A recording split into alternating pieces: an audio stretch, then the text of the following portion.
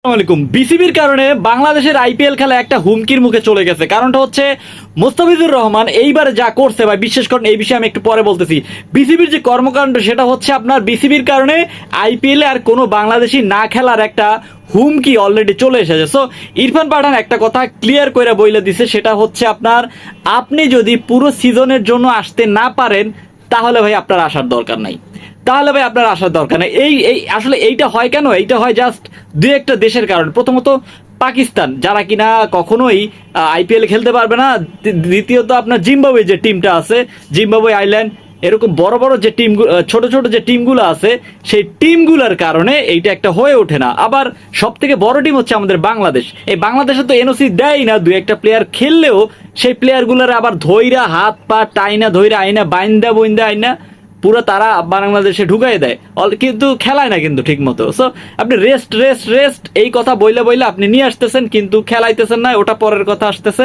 আপনি injury issue নিয়ে কথা বলতেছেন, আবার তাসকিনরে এই গরমের মধ্যে ডিপিএল এ খেলতে পাঠাই দিতেছেন। ভাই এটা কি ইনজুরিতে পড়বে না? সো এখন কথা হচ্ছে আপনার এই জাস্ট আইপিএল এ তো পাকিস্তানিরা খেলে না। সো পাকিস্তানির কারণে এবার পাকিস্তান এবং নিউজিল্যান্ডের একটা ম্যাচ হয়েছিল এবং নিউজিল্যান্ডের 9টা প্লেয়ার পাকিস্তানে গিয়ে খেলতে খেলে নাই। সো তারা খেলছে আইপিএল এ, সেটা কথা বাদ। কারণ নিউজিল্যান্ডের অনেক প্লেয়ার রয়েছে যারা কিনা আপনার জাতীয় দলে না খেললেও হয়, ওদের জাতীয় দল এতটা আপনার ইম্পর্টেন্ট দেয় না।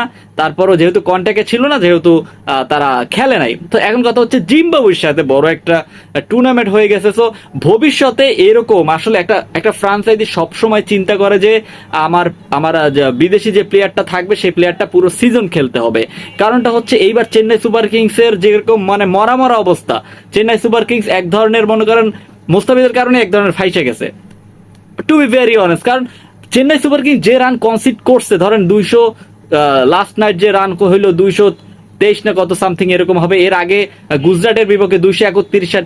এত বড় রান ভাই হইতে গেলে আপনার ভালো বলার যদি না থাকে তাহলে হবে?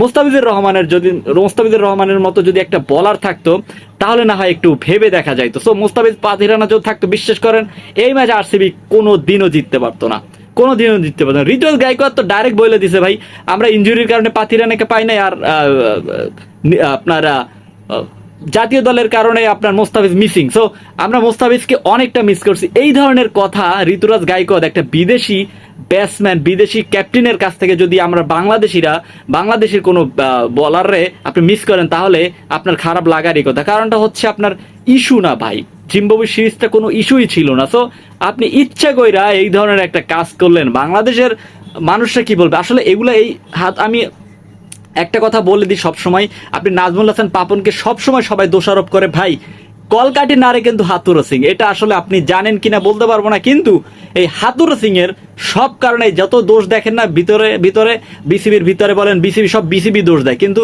হাতুড়ো সিং এর কেউ দোষ দেয় না। কারণ হাতুড়া সিং তো ভাই নিচে তলে তলে যা করতেছে ভাই, বিশ্বাস করেন।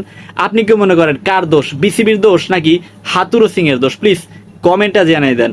আর হ্যাঁ, মোস্তাফিজ আমি মনে করি আগামী বছর ইনশাল্লাহ খেলবে, এবং তার কত দাম দেওয়া উচিত ছিল প্লিজ কমেন্টে জানিয়ে দেন। আর হ্যাঁ, ভিডিওটি ভালো লেগে থাকলে প্লিজ সাবস্ক্রাইব করে পাশে থাকুন। ধন্যবাদ।